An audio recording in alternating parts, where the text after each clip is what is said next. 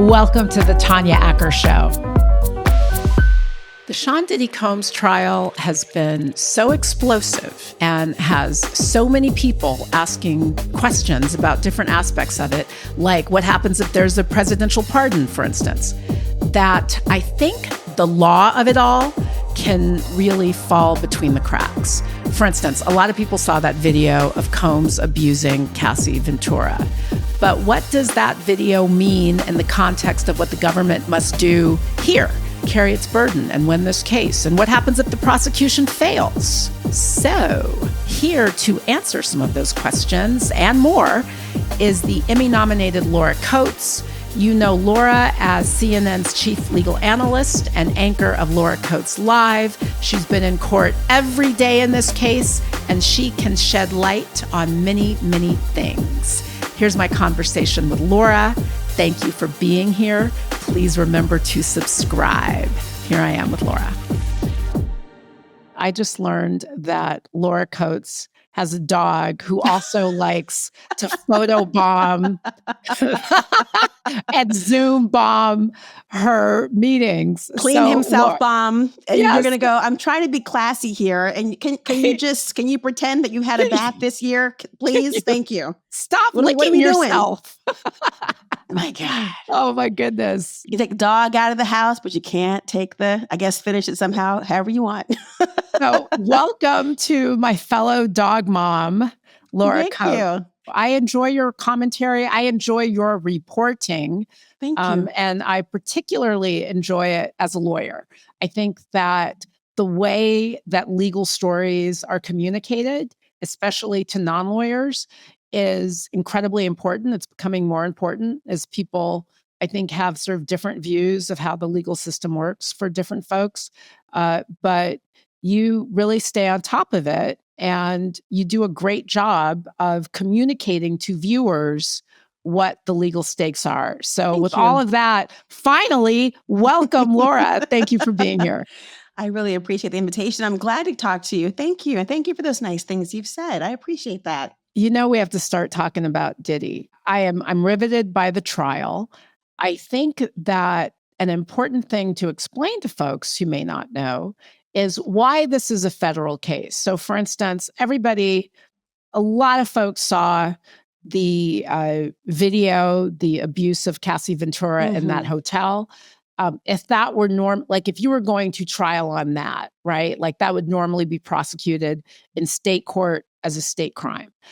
He is being charged with federal racketeering crimes. And can you just explain a little bit about why this has literally become a federal case? You know, that's a question so many people are asking, particularly because, as you know, normally domestic violence cases are handled in a state court, a local jurisdiction.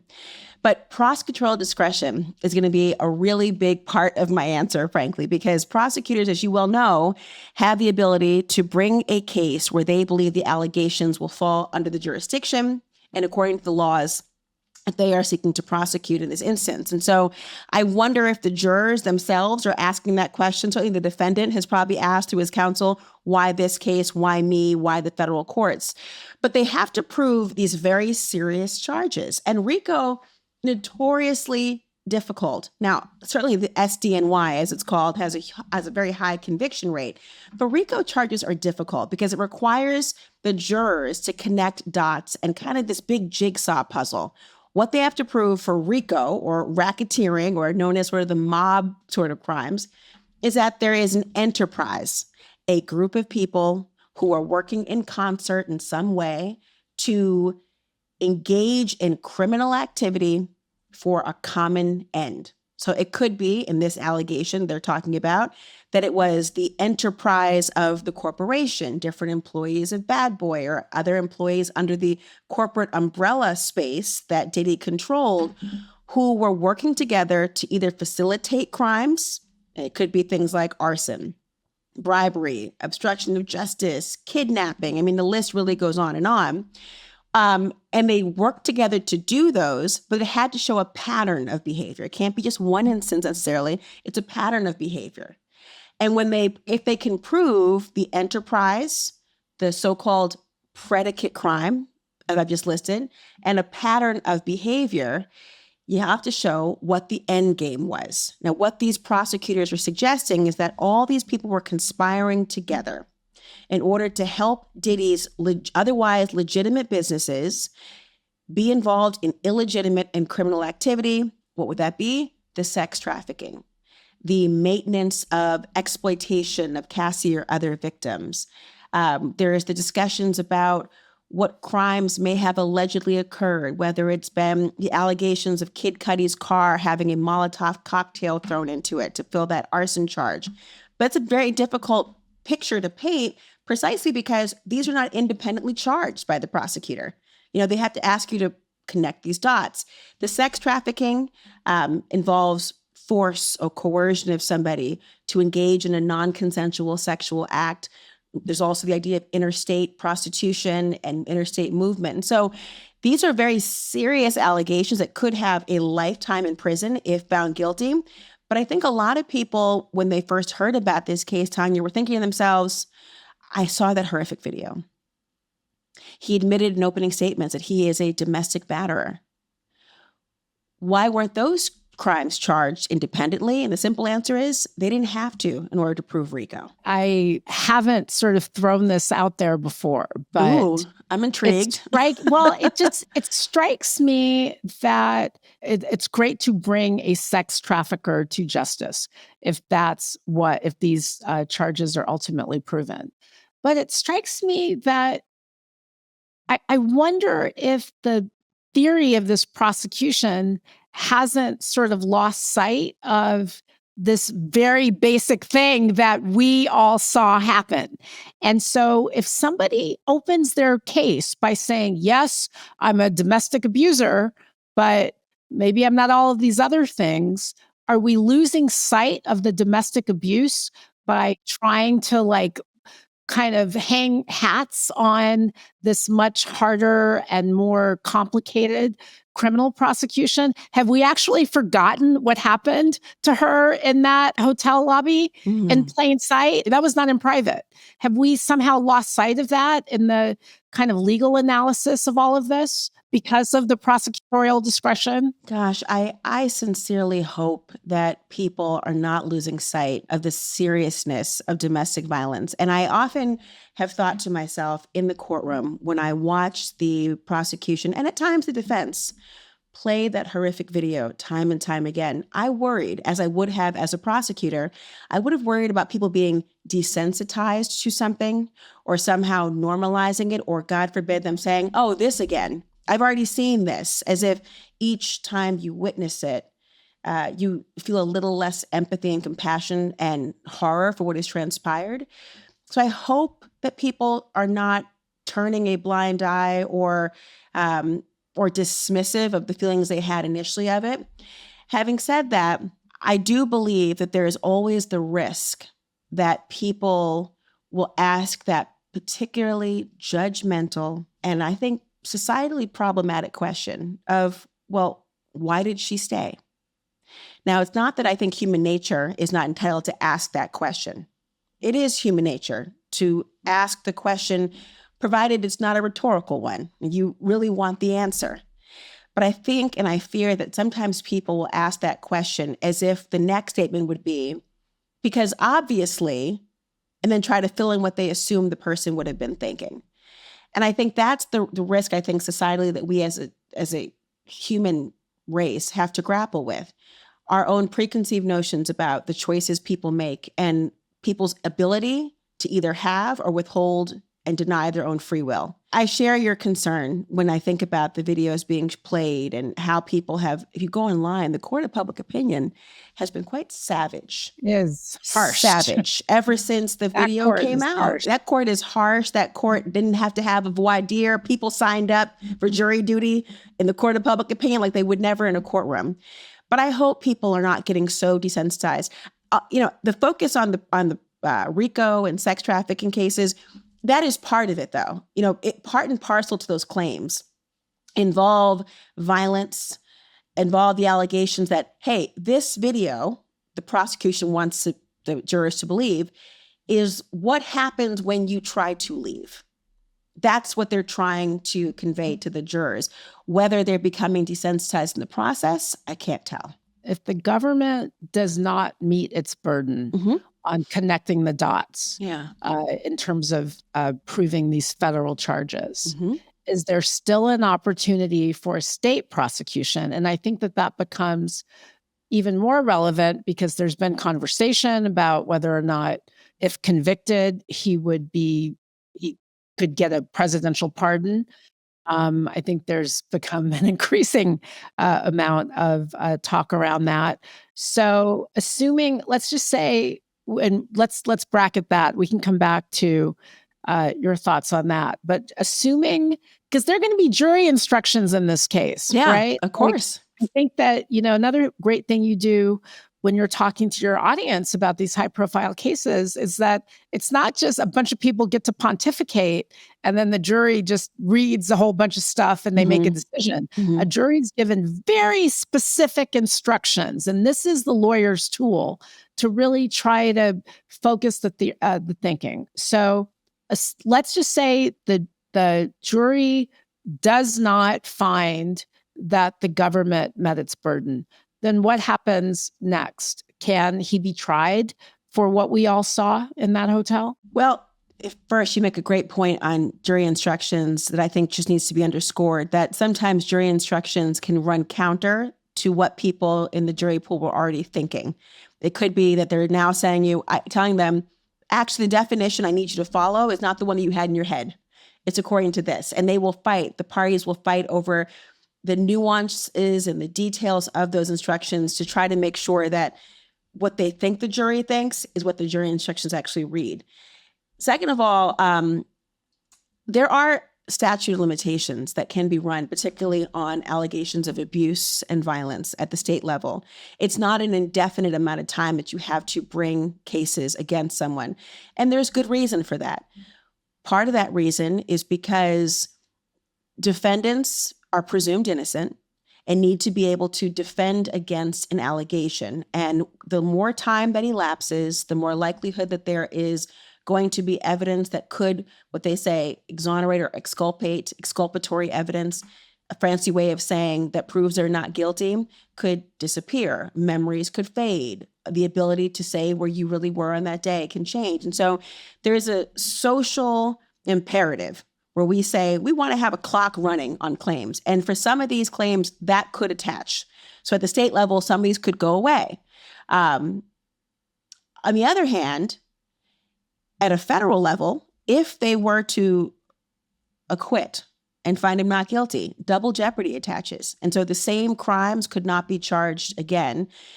If there was a hung jury, however, meaning there was not an acquittal and there was not a conviction, you do get a separate bite at the apple and you could go forward.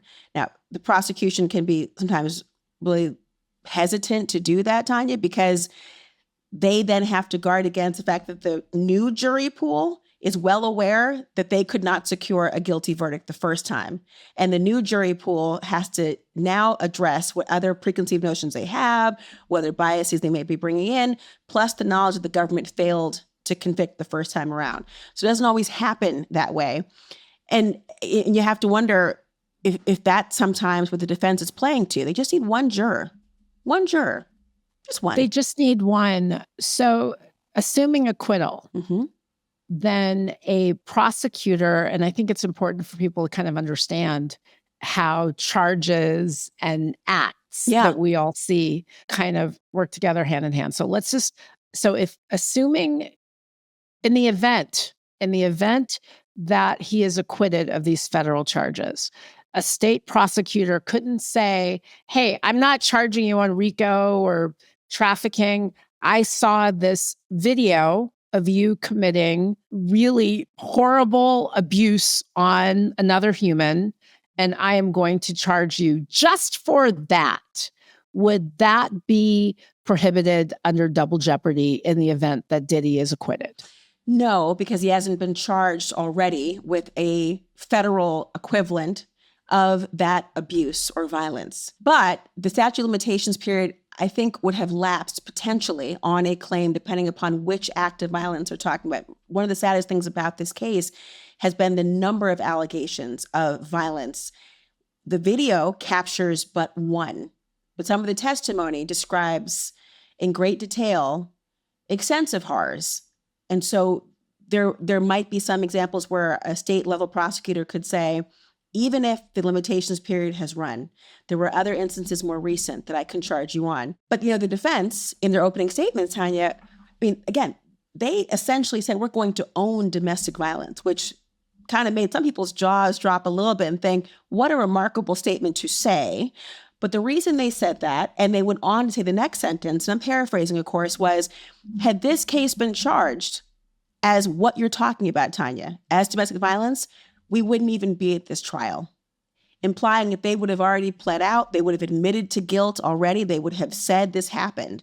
So even if a state level prosecution, I think, were to try to bring a case, Diddy's lawyers, by their own statements, have essentially admitted culpability on his part and have said that they would not go to trial on an issue of violence. Now, those issues of violence have a seriously lower prison time associated. Sometimes they can be misdemeanor offenses as well, which is up to 6 months, up to a year, or less, for a year or more as a felony. So I think that ship will have sailed either through limitations or through their own admissions. Do you think that's in part, and I know this is all just speculation, Sure. but do you think that is in part why the government moved forward as it did, because they wanted to try to ensure a heftier sentence, since the country doesn't necessarily, or I should say the justice system doesn't always treat violence against women as the serious offense that it is? Do you think that that's what led to turning it into the case that it's now become, which is a harder case to prove? Yeah. It seems, and I'm just gauging based on the number of hoops as a federal prosecutor I would have had to leap through in order to secure the indictment and investigation of such a high-profile matter involving all the different moving parts. That I think they sincerely believe that this is the right charge the prosecutors do to bring against this particular defendant. I think it goes without saying that violence against women, including Black and brown women, particularly when there's a sexual component, is not treated with the same degree of seriousness and gravitas as other crimes in this country. And if that was one of the considerations for why they chose to go forward with the pattern that they allege to have happened over successive different people, then that's within their discretion to do so, provided they had the facts to support it.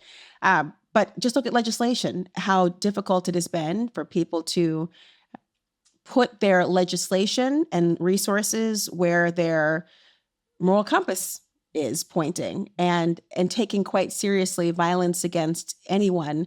I do think that we have a judgmental, nuance to address when it comes to a sexual component of violence, hence victim blaming and beyond.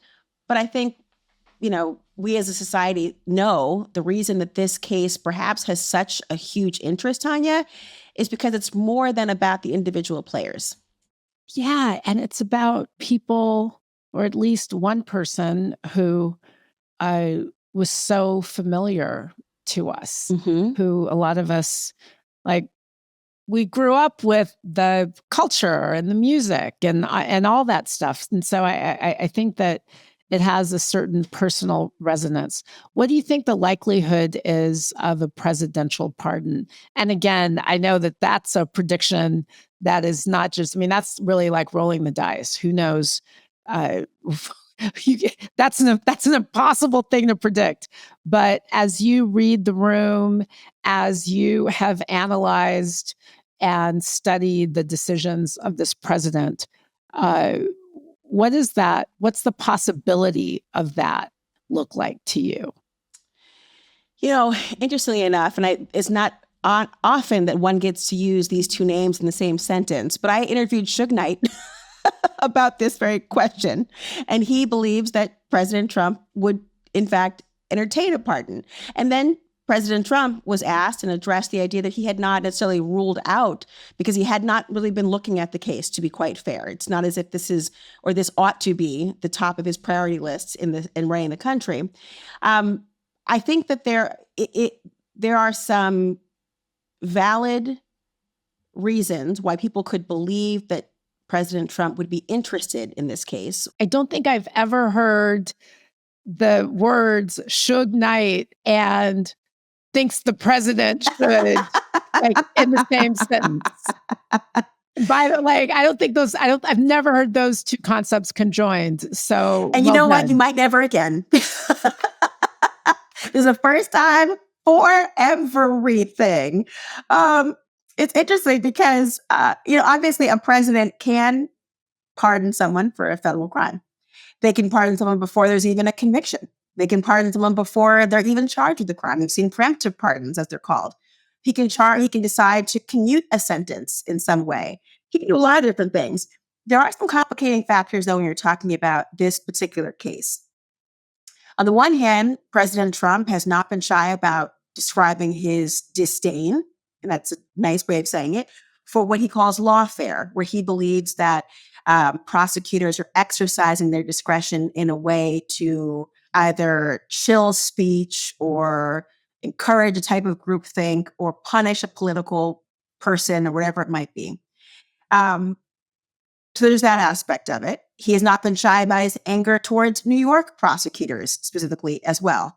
He has not been shy about his disdain for the former FBI director who he fired in his first term, James Comey, whose daughter happens to be the lead prosecutor in this case against Sean Diddy Combs. He has not been shy about a number of aspects about that, particularly in terms of sex cases where he himself has been accused of, shall we say, impropriety. So there are those factors that some think, well, this might fall in line with the kind of case that President Trump would say, no, this should not go forward.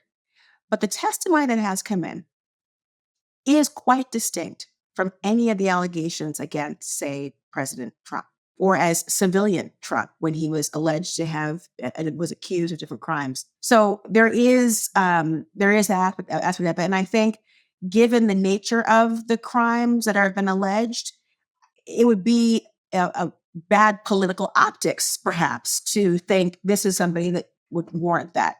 But I think the jury is frankly still out, forgive the pun, when you look at the evidence that has come in. And it goes back to your first question, Tanya, because it was so astute and asking, I think, the question that the prosecutors are trying to guard against and the defense wants to spray paint across every wall in the jury deliberation room, which is why this person based on these facts, why this crime based on these facts. And remember, this is a tri-state area where, and I mentioned that because there are going to be jurors who are quite familiar with head honchos, right? People who are very wealthy, who have, extensive staff, who dibble dabble in their personal and professional lives. And I was overhearing people in the courtroom and outside the halls milling around thinking, well, hold on. So what if a big partner at a firm or some big CEO says to his assistant in Manhattan, I want you to get my mistress to this other state for me. And I want you to arrange some sort of hotel room and give a gift or pay money in some respect. And we're going to have somebody else who's involved in it as well. I mean, this is a major hypothetical, of course, but one would say, well, would that person also be a part of a kind of racket? Would that act mean that others would be possibly indicted? I think it does stretch the bounds of one's imagination and reason on that sort of example. But I think that people are starting to consider why this case, why him, and who else might be implicated if this is the standard. I would hope that the president of the United States, given all the things that are going on right now, has not been deeply invested in watching this trial. I would hope that there are a number of other things he can be doing. And so perhaps he's still waiting to get any information on a case like this, or he could just watch my show weeknights because he'd get everything immediately. One or the other. He'd get all of the facts that are material in the situation. How are you reading the room? So you are going to that courtroom, you were watching these proceedings. As of the day that we're recording this, apparently Diddy and his team were chided. Sean Combs and his team were chided because he nodded to the jury. What's the atmosphere like in that courtroom? Oh, gosh. Let me tell you, first of all, this is not your typical sort of law and order courtroom that you might be used to seeing, right? This is a courtroom that obviously has a place for the spectators to be watching, but there are also several rows of tables for the attorneys. He has, I think, 8 or 9 attorneys that are defending him right now. There are, I think, about 6 prosecutors. There's a row of them. There's 2 or 3 rows of the lawyers in defense. There's a witness stand that is beyond those tables. And then there's a jury box full of not just 12 jurors, but also the alternates who don't yet know they're alternates, but will learn when it's time to actually deliberate that they can either go home or be called back in, and they still can't talk to anyone about the case just in case they have to be called back in for deliberations. So the defendant, Sean Diddy Combs, is not directly next to the jury. There are several attorneys next to him on his right-hand side, followed by a lectern podium. Then you've got over there sort of a little teeny little aisle, and then there's the jury box. So the proximity is important to keep in mind here. The judge and the witness are directly across from Diddy with a slight degree of variation on the angle. So I bring that up to describe the scope of the courtroom. So when you hear that the defendant is staring at the jurors and nodding, don't think of the person next to you at a crowded counter or the person at the very next table. Think of the person several tables over who might not know to stop looking at you, or someone on the train or wherever you usually travel. For me, it's the Amtrak, oftentimes back and forth here. So the person who's across the table and you're like, can you look at anything else? The window, your lap, what are we doing here? It's not that close. So the moment that this happened, I had to tell you, I was lingering back in the courtroom because they had called a break for about a 30, 40-minute break. And so most people had left the courtroom and the overflow rooms to go and grab a bite to eat or go outside or report or mingle in the hallways and talk, use the restroom, whatever it was. And they were talking about at this time a lot of boring details that most people would find boring about which rule of evidence they were going to use to get certain things in. And so as they were all making their record, a phrase they use because they know that they want, if it goes on appeal, to have every stone turned so that if you make a claim below in the trial court, it's preserved for the appellate court later. If you don't, you lose it forever. And then the judge says, after one of the counsel for the prosecution wants to make her record, as she said, well, I want to make a record of my own. And his tone totally changed, Tanya. I know reading the transcripts, it's kind of difficult to get a sense of, was he angry? Was he annoyed? Was he calm and monotone? No. This judge, who has otherwise been very calm, who's been very, I would say, personable, but very much in control with a tight leash, said, was I not clear this morning? And his tone was of a parent who turns to somebody who's missed curfew. Did I not tell you what time to be home? Right? And everything that followed was this sort of series of rhetorical questions about what he had said earlier. The attorney, Mark Agnifilo, says, yes, you were clear. And he says, well, why did I see, and I'm paraphrasing, Sean Diddy Combs nodding vigorously and staring at the jurors? Then he threatened him and said, if this continues, because it cannot continue, if this continues, I will have no choice but to either provide a so-called curative instruction to the jury that you don't want to hear, or I could ban him from this courtroom for some part or duration of his trial. And I tell you, I think the defense counsel was a little taken aback for probably 2 reasons. One, that's quite the threat from a judge, given your constitutional right to confront your accusers and the ramifications of a juror not seeing the defendant sitting in the courtroom any longer, or having explained that I put him out of the courtroom because he was looking at you and I thought he was trying to, I guess, presumably intimidate. That's a game changer for the defendant and the jury. The other issue I think is concerning is because Diddy had been looking around the courtroom at various points of the testimony coming in, whether it be from a prior assistant, George Kaplan, or others.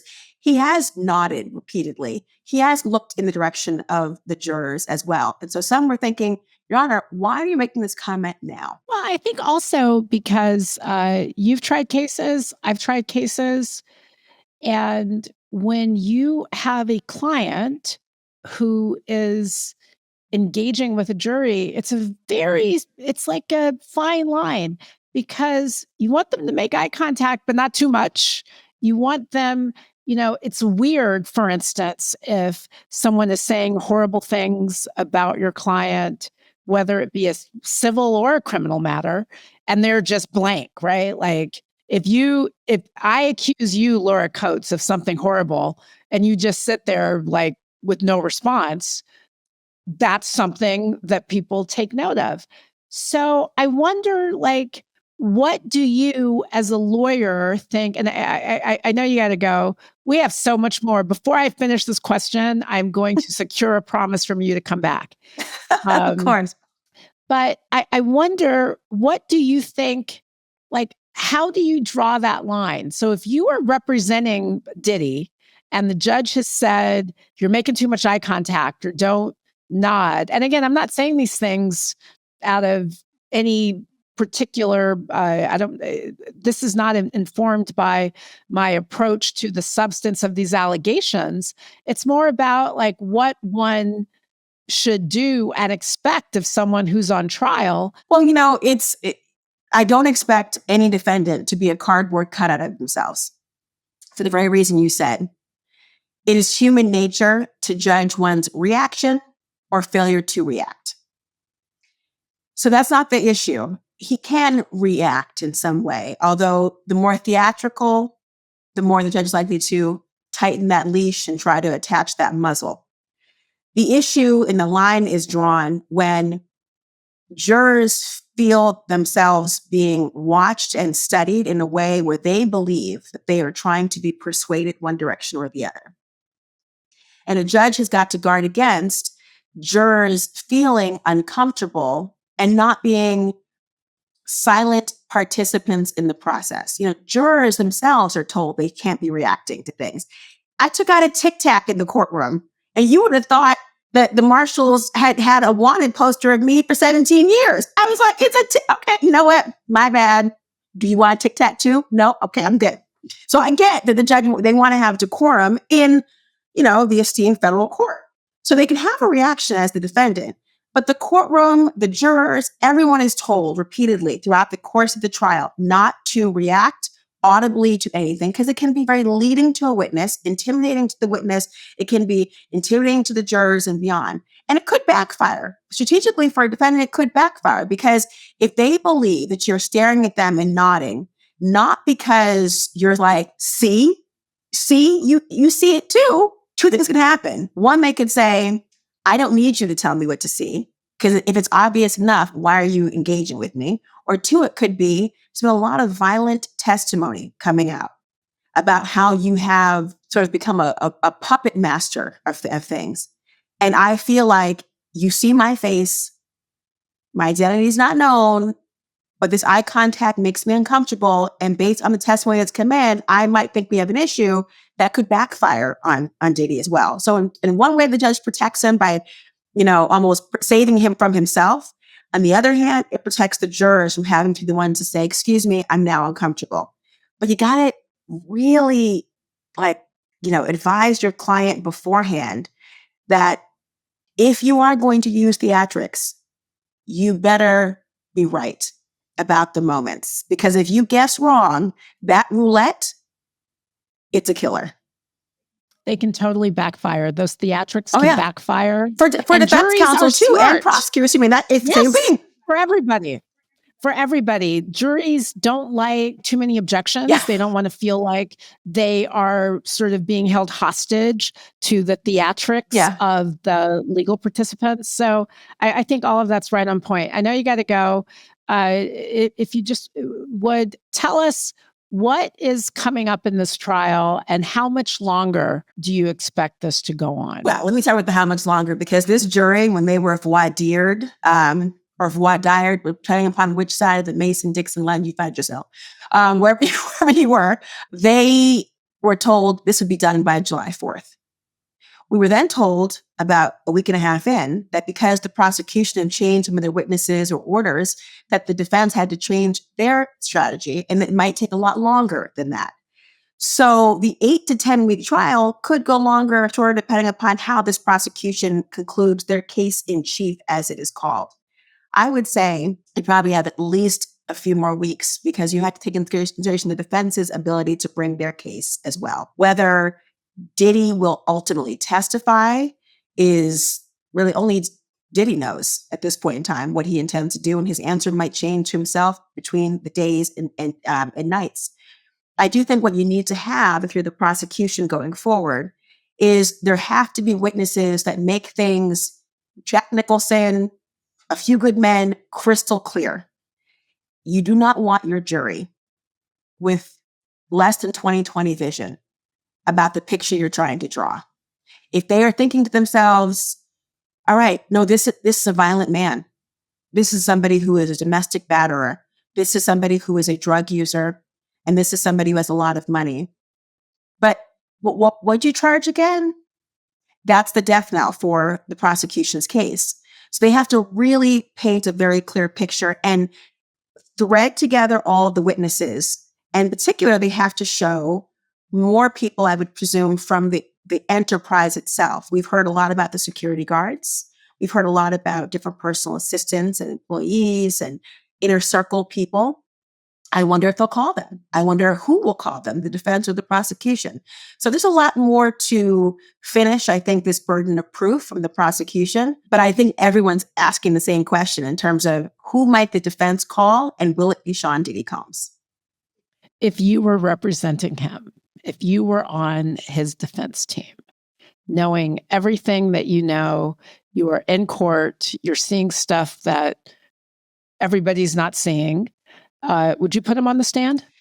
You know what? I would have to have a really honest conversation and believe the answer I got. If there are no skeletons in your closet that have not wriggled somehow or shaken some bones during this trial, if everything is already out on the table from the piece of candy you stole from your fourth grade teacher to right now, go ahead and take that stand. They've already heard the worst of it. No defendant can answer that question honestly and say the prosecution has heard everything. Nor has the prosecution been honest to suggest that they have offered for proof in their case in chief everything they could use against the defendant later on. And so I would have to wait before my advice came. I would have to wait to the end of that case in chief. And I would have to have my own independent investigation to figure out what are the true Achilles heels of my client. I would not advise anyone to testify if they think that they can schmooze a jury. If all you got is schmooze, you might want to hit snooze before you come to court that day and sleep a little bit longer and wake up to reality, because no one is ever, Tanya, as charismatic or convincing as they think to unring bells that have already been heard in the courtroom. So if there's some reason to testify, great. If there's some reason that I don't know about the skeletons in your closet yet, we got a problem. Laura Coates, I know you got to go. I already secured my promise. Lawyer to lawyer, I will hold you to it. I will hold you to it. You're a woman of your word. I am. I ain't taking an oath, but I will hold my word. You're right. And I love being able to converse with you. You're so lovely and so informed, and how fun to be able to talk to you. I'm sorry it's this subject matter, but it's a great conversation. Yeah. There's so many other subjects.